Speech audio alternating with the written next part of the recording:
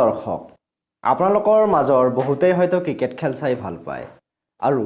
cricket খেলৰ যেটো বলাৰে বল কৰে এই বলবোৰৰ স্পিড আমি টিভিত প্ৰায় চাবলৈ পাওঁ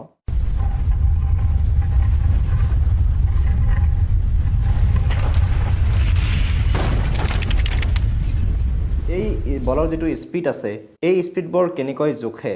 আৰু এই জোখা যন্ত্ৰটোৰ নাম কি আদি কথা বিতংভাৱে আমাৰ আজিৰ ভিডিঅ'টোত আলোচনা কৰিবলৈ লোৱা হৈছে আজিৰ ভিডিঅ'টো যদি আপুনি শেষলৈ চায় তেনেহলে আপুনি অন্তত জানিবলৈ সক্ষম হ'ব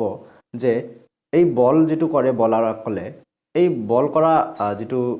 স্পিড আছে এই স্পিডটো কেনেকৈ জোখে আৰু এই যন্ত্ৰটোৰ নাম কি নমস্কাৰ দৰ্শকসকল বংকিম চন্দ্ৰ বৰ্মন আছে আপোনালোকৰ লগত তেন্তে দেৰি নকৰি বলক আৰম্ভ কৰোঁ আৰম্ভ কৰাৰ আগতে এটা কথা আপোনালোকক ক'বলৈ লৈছো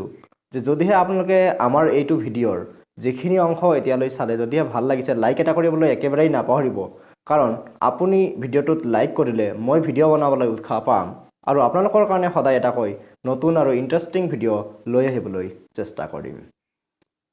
আপোনালোকে নিশ্চয় জানে যে চহৰ অঞ্চলত গাড়ী যদি বেছি জোৰে যোৱা হয় তেনেহলে পুলিচে গাড়ী ধৰে কাৰণ চহৰ অঞ্চলত ভিৰ থকাৰ কাৰণে গাড়ী চলোৱাৰ এটা লিমিট ধৰি দিয়া হয় আৰু গাড়ী বা বাইক বেছি জোৰে গলে পুলিচে ধৰে তো পুলিচে কেনেকৈ গম পায় যে আপুনি বাইকটো বা গাড়ীটো কেনেকৈ জোৰে চলাই গল তেওঁলোকে এই স্পিডটো জোখাৰ কাৰণে তেওঁলোকৰ হাতত এটা বিশেষ ধৰণৰ যন্ত্ৰ থাকে যাৰ নাম হ'ল স্পিড গান যন্ত্ৰটোত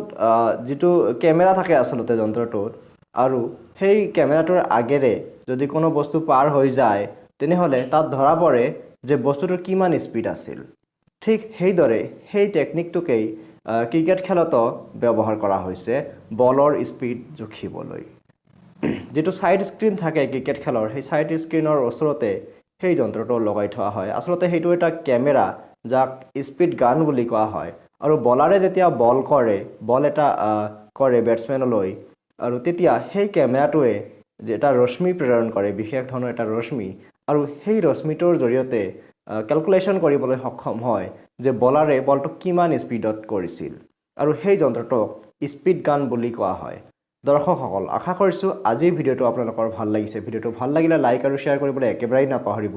আৰু আপুনি যদি প্ৰথম আজি আমাৰ ভিডিঅ'টো চাই আছে তেনেহলে ভিডিঅ'টোৰ তলতে ইয়াতে ৰঙা সাবস্ক্ৰাইব বুলি লিখি আছে তাতে ক্লিক কৰি সাবস্ক্ৰাইব কৰিবলৈ একেবাৰেই নাপাহৰিব আৰু বেল আইকনটোত ক্লিক কৰিবলৈ একেবাৰেই নাপাহৰিব কাৰণ বেল আইকনটোত ক্লিক কৰিলে আমি আপলোড কৰা ভিডিঅ'ৰ নটিফিকেশন সৰ্বপ্ৰথমে আপুনি লাভ কৰিবলৈ সক্ষম হ'ব বহুমূলীয়া সময়কণ দি আজি আমাৰ ভিডিঅ'টো চোৱাৰ কাৰণে আপোনাক বহুত বহুত ধন্যবাদ